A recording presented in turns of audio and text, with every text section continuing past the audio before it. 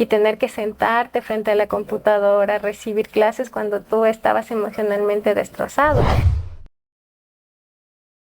Un excelente día a todas las personas que se encuentran mirando Cadena TV Online, y ahora en nuestro segmento de profesionales hemos invitado a Karina Pavón. Ella es psicóloga educativa y nos viene a hablar sobre un tema bastante importante, ¿no? Que es la educación en nuestros niños. ¿Cómo estás, mi querida Karina? Bienvenida. Muchas gracias por la invitación. Bueno, en esta mañana queremos un poco hablar de este tema que es súper importante, ¿no? Tener en cuenta los procesos de educación de nuestros niños. Así es. Bueno, en el momento que nosotros estuvimos en pandemia, me gustaría saber cómo fue el cambio, la transición, ¿no? Del antes y el después de este suceso en cuanto a la educación en los niños.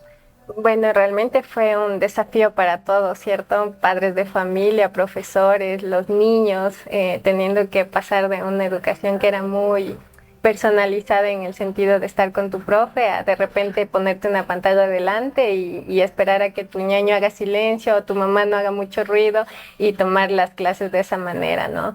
Fue muy difícil para todos los actores que se involucran en el proceso de educación, y ahora estamos viendo un poco también la factura que nos pasó ese proceso, ¿no? Ya, ¿y cuál sería esa factura? Coméntanos sobre eso. Ay, tenemos un rezago altísimo en procesos de aprendizaje de nuestros niños que lamentablemente se están confundiendo con dificultades de aprendizaje. A veces los profes se confunden con diagnósticos presuntivos de dislexias, dislalias, discalculias, pero realmente es un rezago lo que nuestros niños tienen. Por eso es importante que los papitos sepan identificar estos rasgos que tienen sus hijos en el proceso de aprendizaje y visiten a profesionales para que se puedan hacer los procesos de evaluación adecuados. Ya, cuando tú hablas de rezagos que nos dejó la pandemia en el ámbito educativo, ¿te refieres a que los chicos, por cualquier situación que haya sido, no atendieron y no aprendieron? Sí, como normalmente lo hacemos de manera tradicional, presencial, ¿verdad? A eso te refieres, y que ahora los papitos están confundiendo con un problema de atención, como lo dijiste, ¿no? Anteriormente, ¿te refieres a eso? Es exactamente, exactamente. Hay que recordar que nosotros procesamos la información con nuestros diversos sentidos. Entonces, hay días que nuestro sistema visual está como muy, muy atento, nuestro sistema auditivo, y por ahí es cuando procesamos la información. En nuestros niños pasa exactamente lo mismo. Al visualizar todo el tiempo la pantalla digital, eso hace que el niño se distraiga, se aburra, ya no quiera estar ahí enfrente por horas sentados. Entonces, eso causó que ahora haya rezagos, que los niños no hayan aprendido adecuadamente la aritmética, que no hayan aprendido adecuadamente las reglas ortográficas, por eso que cuando escriben o lo escriben muy lentito, lo escriben muy, muy mal, pero no es una dificultad específica del aprendizaje, es un rezago en su proceso, que es lo que ahora estamos viendo. Mira, Karina, y hablando sobre este tema, yo creo que no solamente fue en niños este retraso del aprendizaje, sino que también en los chicos, en los estudiantes de colegios y también en los universitarios. Me sumo a aquello, ¿por qué? Porque en ese tiempo yo también estuve en clases virtuales y lógicamente no se aprendía de una forma adecuada como veníamos acostumbrados. En muchas ocasiones, estábamos quizá en nuestra casa o en nuestro trabajo y apagábamos la cámara y nos íbamos. Entonces, ese es el gran deterioro, se puede decir, el gran impacto que tuvo, y en este caso, pues bastante negativo hacia las demás personas. Y qué más complicado si son niños. Así es. Sí, de hecho, también soy profesora en una universidad aquí y tuvimos 2 años de ese retraso, y cuando nos volvemos a ver con nuestros estudiantes, claro, ellos sienten que hay un vacío gigantesco ahí. Lo que ahora nos toca, en el caso de los adultos, de nuestros chicos, es un compromiso de autoaprendizaje en los espacios en los que uno puede hablar, actualizar o ajustar lo que probablemente no se aprendió en el momento de la pandemia, es lo que ahora estamos intentando hacer, pero si no hay el compromiso del aprendiz, difícilmente. En el caso, claro está, de nuestros chicos de universitarios. En nuestros peques el compromiso es mucho más grande porque parte desde el padre de familia. que probablemente los fines de semana, en lugar de todo el fin de semana irnos de paseo, irnos de viaje, nos levantemos y unas horitas ajustemos lo que hace falta, que no necesariamente es ir a un acompañamiento psicopedagógico, si claramente hay un proceso de diagnóstico adecuado, ¿no? Eso ya te lo dice un profesional. Entonces te sientas con tu niño, lees, escribes un par de horitas y arrancamos el fin de semana tranquilamente. Ahora, si sí tenemos un problema de dificultades, entonces los acompañamientos psicopedagógicos se tienen que hacer entre semana y así el niño se la pasa más tranqui el fin de semana. Pero es un compromiso. Así es. Mira, estamos hablando de que el padre de familia es quien debe ayudar al niño a guiar. Y en el caso cuando el padre no tiene la formación ni la preparación académica para suplir esos vacíos, esas deficiencias en el niño, ¿qué se puede hacer? Visitar a un profesional. Hoy por hoy, podría decirlo de forma muy positiva, se visualiza ahora la necesidad de un psicólogo educativo, de un psicólogo clínico en estos espacios de aprendizaje. Los costos también a veces, dependiendo del profesional al que uno se asista, son altos en algunos casos, pero si se hace de una manera adecuada, yo creo que compensa muchísimo que tu hijo pueda ir avanzando a los niveles esperados, no al nivel del compañero ni de los hermanos probablemente, pero sí al nivel esperado. Entonces ahí compensamos un poco este tema económico que también para los padres de familia es difícil poder asumir un acompañamiento psicopedagógico por algunos meses. Ya, perfecto. ¿Y cómo nos damos cuenta allí en casita, el papá, la mamá o el tutor que está a cargo del menor de edad, del niño, del infante, que existe? ¿Cuáles son las señales, los signos de que tiene ese vacío y que no es un problema de atención?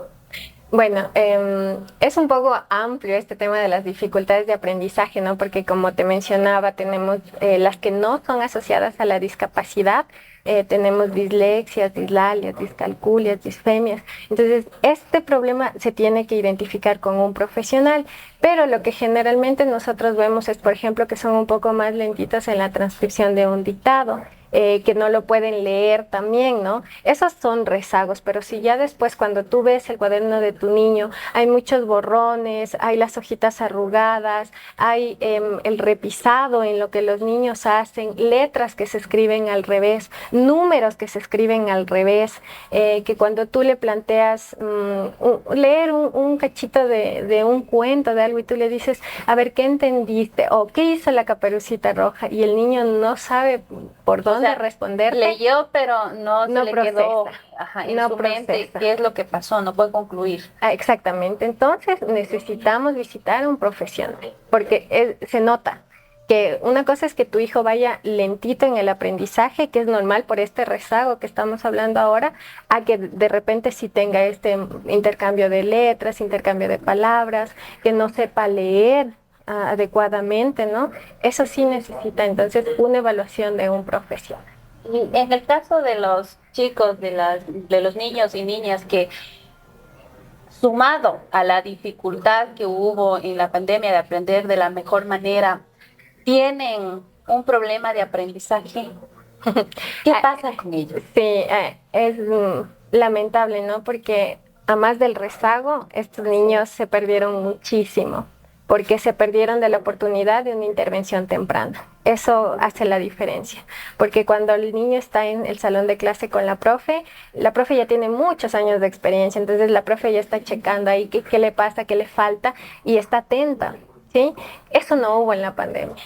De hecho, nosotros atendemos casos, en su momento atendí un caso, por ejemplo, en el que las maestras nunca se dieron cuenta que un niño de su salón de clase tenía dislexia, porque el padre de familia era quien le hacía las tareas al niño. Y como se subían a una plataforma, la maestra lo revisaba y nunca identificó nada. Y aparentemente todo está bien. Una tarea muy bien hecha.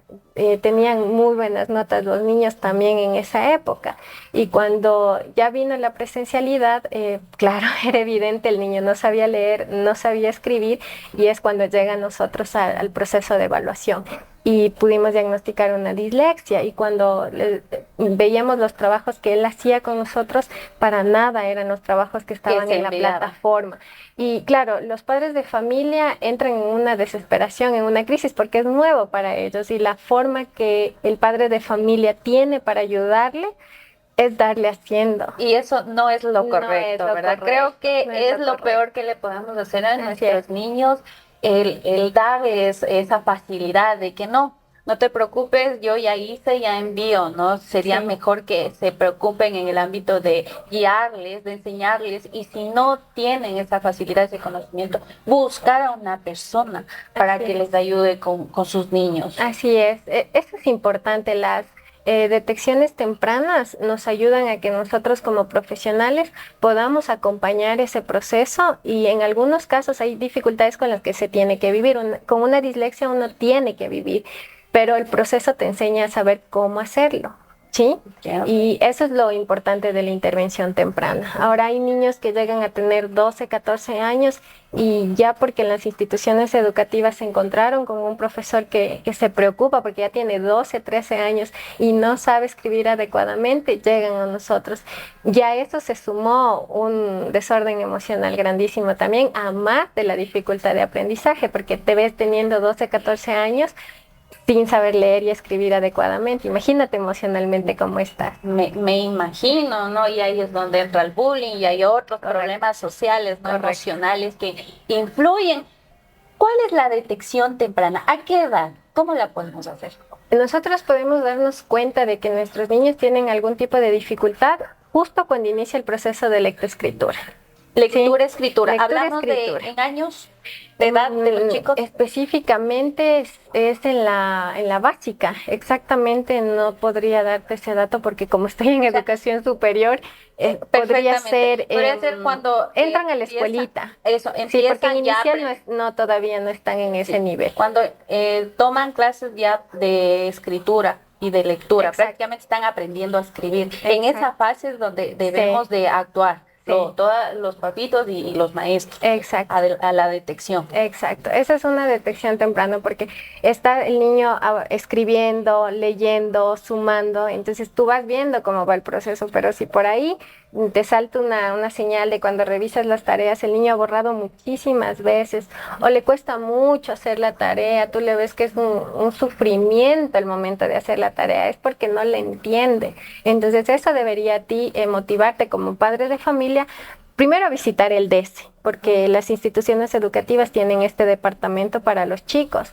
y comentar que esto está ocurriendo. Ya luego ahí mismo, sobre todo en nuestras instituciones públicas, hay un proceso, ¿no? Un protocolo que ellos siguen, y si identifican algo, entonces te envían como padre de familia a una evaluación psicopedagógica y arranca el proceso. Ay, mira qué bien. Entonces, una recomendación importantísima para todas las personas que nos están viendo es acudir, ¿no?, al departamento de psicología cuando vean estos pequeños problemas, como lo habías mencionado, ¿no? Hay muchos tachones, la hojita está arrancada, está arrugada, el niño se desespera porque no entendió, no quiere hacer la tarea. También he visto en muchos casos que asienta mucho la mano, ¿no? O sea, escribe, y hasta ya se cansan, ¿no? Claro, les duele la mano y por eso ya no copian y por eso ahí dejan la tarea y no la terminan. Claro, pero eso ya viene de la parte del desarrollo de motricidad fina, cuando son más chiquitos en inicial. Entonces, generalmente cuando los procesos no se hacen adecuadamente, la pincita que generalmente se les dice, no enseñar a hacer la pincita, los ejercicios que empiezan círculo, te sirven para eso. Pero cuando no se hizo esto adecuadamente, entonces los niños ya tienen más adelante. Y ahora pasemos a los problemas de aprendizaje. Ya hemos tomado el tema de que había unos ciertos vacíos por el tema de las clases virtuales que hay que compensar, ¿no? Y que hay que buscar el profesional adecuado para que nos ayude a solventar esta pequeña dificultad o esta gran dificultad que tengan los niños. Y ahora sí me gustaría hablar sobre este tema de los problemas que tienen los chicos en su aprendizaje. Bueno, para que nosotros podamos entender este proceso de aprendizaje, hay que visualizar que hay distintos factores que nos permiten aprender. Y dependiendo de la edad, estos factores nos impactan más o menos, ¿sí? Si hablamos de los adolescentes, justo en esa transición, un factor es ese, ¿no? Estar transitando tu adolescencia, que algo haya ocurrido en tu espacio familiar. Estos factores impactan en tu proceso de aprendizaje. Las pérdidas que se tuvieron en épocas de pandemia también afectaron mucho el proceso de aprendizaje. Imagínate que vives con papá, mamá, en caso de nuestros estudiantes universitarios, y en esa época tuvimos pérdidas. Y tener que sentarte frente a la computadora, recibir clases cuando tú estabas emocionalmente destrozado. Entonces, ahí aparecen estos problemas del aprendizaje, pero que son temporales, ¿no? A diferencia de las necesidades educativas específicas, que esas requieren un poco más de atención, que pueden ser transitorias o definitivas, ¿no? Ya, y en este caso, ¿cuáles serían las transitorias y las definitivas? Las transitorias son estas que con acompañamiento psicopedagógico las superamos, que generalmente son en lectoescritura, pero con las que ya tienes que vivir, si ya están diagnosticadas, son un TDAH, un autismo, una dislexia, ¿sí? Pero no es para asustarse, ¿no? A veces uno escucha, no, mi hijo no se va a curar de esta dificultad de aprendizaje. No, cuando nosotros nos entrevistamos con los papitos para entregar los informes finales, siempre les mostramos ejemplos de personas que viven bien con dislexia, viven bien con discalculia, con TDAH, con autismo. Es aprender a vivir con eso. ¿Sí? Yo creo que lo importante también es identificar qué es lo que tenemos para poder sobresalir. Mira, yo te cuento, en mi caso personal, yo tengo el trastorno de lateralidad. O sea, si a mí me dicen, vamos a la derecha, yo me demoro como 3 segundos hasta procesar dónde en está ubicarme cuál es mi derecha. O a la izquierda, entonces yo suelo asociar arriba o abajo. Para mí es más fácil, ¿no? Entonces, hay algunas personas que incluso conduciendo, ¿no? Te avisan al último y te dicen, no, a la derecha. No. Y uno se queda ahí y hasta incluso yo me paso porque hasta que me ubico, pues ya me fui derechito, ya me fui de frente. Entonces, uno ya hay que identificar. Yo no sé, toda la vida he tenido este inconveniente. Y siempre es muy importante, ¿no? Pero, o sea, ¿por qué no me ubico? ¿Por qué tengo que estar pensando, acordándome con qué mano escribo para identificar cuál es la derecha? Hasta que identifico, y te digo, se pasaron 3, 4 segundos y al menos conduciendo es muchísimo tiempo. Entonces, siempre trato de que mejor, por favor, al acompañante me dices arriba o abajo. Para mí es más fácil. Ya, eso es una manera de ubicarme mejor. Entonces, yo sé que tengo este trastorno de lateralidad. Entonces, sé y yo ya puedo avisar a los demás. Eso es importante. Prevengo ciertas cosas. Creo que eso es muy importante, eso es importante, pero por supuesto tú llegas a ese punto cuando has tenido un proceso de diagnóstico. Incluso el papito puede entender qué pasa con su niño, cómo procesa la información su niño, porque si el padre de familia no es el primero en entender lo que sucede en el mundo de su niño, dificilísimo va a poder con el resto de gente que nos espera afuera, ¿no? En la escuela, en las calles, en un supermercado. Por eso es importante que el padre de familia entienda qué sucede con su niño. Cuando tú le dices, sí, nos enfrentamos a una dislexia y las características son estas. El padre de familia incluso encuentra sentido a todo lo que para él le parecía, qué raro, qué pasó, qué hice mal. Las madres de familia, en este caso, no me cuidé adecuadamente, ¿dónde fallé? Generalmente es ese sentimiento de culpa, pero cuando tú informas de qué va, cómo se trata, cómo se trabaja, las características, tu familia se vuelve todo ese murito que necesitabas para de vez en cuando descansar y explicar a la gente, explicar al resto de familia. Mi niño tiene esta condición, por lo tanto vamos a tener más paciencia en darle, si es a la izquierda o a la derecha, lo vamos a hacer con mucha anticipación. Si es posible, armemos un cronograma antes. Y eso le da tranquilidad primero al padre de familia, que es quien transmite todo esto al niño. Y el niño puede seguir avanzando sin problema, pero es fundamental que el padre de familia entienda qué le pasa a su niño, porque entendiendo, incluso, no me gusta este término, pero nos ha tocado, defienda a su niño. Porque y lo prepare, ¿no? Muy mal. Exactamente, y lo prepare para quizá cualquier problema que se venga después, ¿no? Porque pareciera que es algo tan sencillo, ay, no sabe identificar la derecha y la izquierda pronto, ¿no? Pero en la vida real sí acarrea problemas. Por supuesto. Entonces no es que hay que dejar de lado algo que parece tan simple, que sí puede tener bastante impacto en nuestra vida diaria. Por supuesto que sí, imagínate en los adolescentes que ya están con estas dificultades, como lo mencionabas, ¿no? El bullying. Y a veces yo creo que los espacios más crueles son en un aula de clase, que uno pueda vivir estos sucesos de bullying, ¿no? Que no puedas leer bien, que pases al frente, no puedas sumar ni restar y todo el mundo se ría. Y tú tienes que estar preparado para eso como padre de familia, para también explicarle, ¿no? No pasa nada, te va a costar un poco más, pero no importa, estamos trabajando para eso.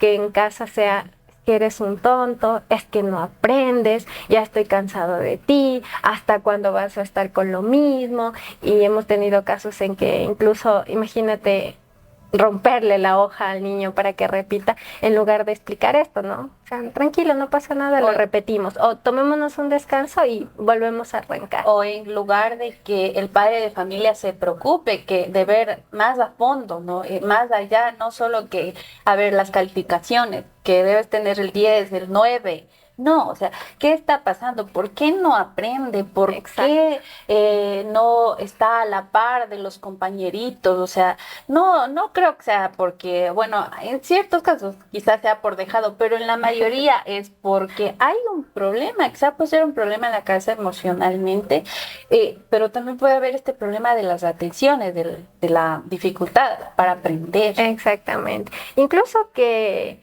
la percepción de un niño o niña adolescente sea de que es vago, nos debería preocupar, porque significa que, exacto, no hay motivación, no le encuentra sentido a lo que está haciendo, no le ve necesidad de querer ir a la escuela, y entonces ahí también hay que intervenir. Ya está claro con una parte más clínica, ¿no? En el caso de los adolescentes, ¿qué está pasando en su mundo intrapsicológico? ¿Por qué no hay motivación? Yo creo que ya cuando el niño no quiere ir a un cierto lugar o no quiere ir con cierta persona, es una alarma. Claro. Sí, y como papás debemos darnos cuenta de eso. ¿Por qué?